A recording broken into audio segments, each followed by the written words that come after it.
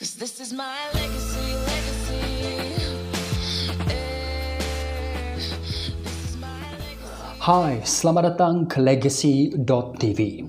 Salah satu perkara yang sangat indah ialah apabila kita melihat seorang bapa yang sangat mengasihi anak-anaknya. Dan salah satu contoh bapa yang mengasihi anaknya di dalam Alkitab ialah seorang bapa yang bernama Yairus. Untuk itu mari kita lihat di dalam Injil Markus bab yang kelima daripada ayat ke-21 hingga ayat ke-24, dan saya akan bacakan daripada AVB, Alkitab versi Borneo. Setelah itu, Yesus kembali menyeberang laut dengan perahu. Setibanya di pantai sebelah sana, dia dikerumuni orang yang ramai sekali. Datanglah seorang bernama Yairus, ketua Saumaah di situ. Ketika dia melihat Yesus, dia sujud di hadapannya dan merayu.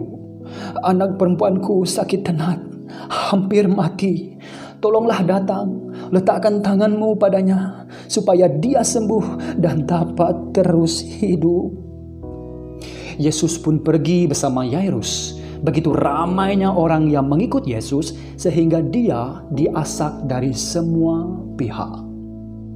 Ya, di sini kita melihat satu karakter yang bernama Yairus. Dia ialah ketua Saumaah, ataupun Saumaah ialah tempat ibadat sama ada di kampung ataupun di pekan pada masa itu. Dan dia salah seorang yang agak ternama, agak tertinggi, yang sangat dikenali oleh orang ramai, dan mungkin Yairus ialah orang yang orang sangat hormat. Dan apabila kita melihat dia datang kepada Yesus, saya melihat ada 3 perkara yang Yairus lakukan untuk menunjukkan kepada kita sejauh mana kasih seorang bapa kepada anaknya. Yang pertama yang Yairus lakukan, dia bersujud dan merayu bagi anaknya.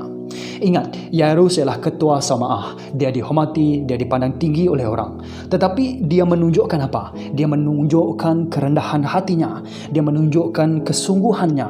Dan dia tidak menjaga muka. Demi anaknya, dia rela bersujud dan merayu di hadapan Yesus. Walaupun pada ketika itu ramai orang. Wow. Yang kedua yang saya lihat tentang Yairus, dia mencari penyelesaian demi anaknya. Dia berkata kepada Yesus yang anak perempuannya sakit tenat dan hampir mati. Kamu bayangkan keadaan itu. Dan seorang bapa yang sangat terdesak datang untuk meminta tolong. Dan kadang-kadang apabila kita terdesak, kita cuba mencari apa saja penyelesaian.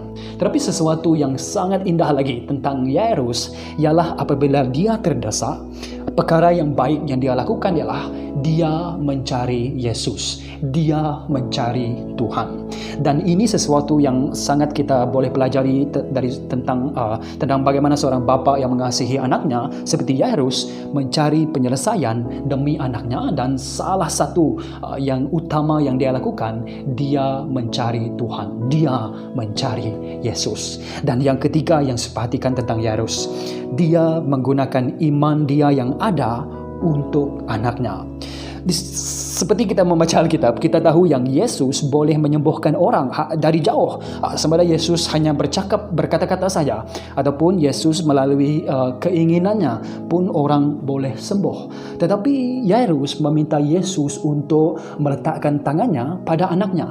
Apa yang kita boleh lihat di sini? Dia mungkin tidak faham yang Yesus boleh menyembuhkan dari jauh. Tetapi menurut iman dia, kalaulah Yesus menyentuh anak perempuannya dengan tangannya, barulah anak perempuannya sembuh. Tetapi apa yang Yesus lakukan? Yesus tidak menghalang Yairus. Yesus menggunakan sejauh mana iman Yairus kepada Yesus. Oleh itu Yesus pergi bersama dengan Yairus untuk berhadapan dengan anak perempuannya. Lihat, Yesus tidak memaksa iman Yairus. Yesus menggunakan iman yang ada pada Yairus. Dan ini 3 perkara yang kita boleh pelajari daripada Yairus, bagaimana sejauh mana kasihnya seorang bapa.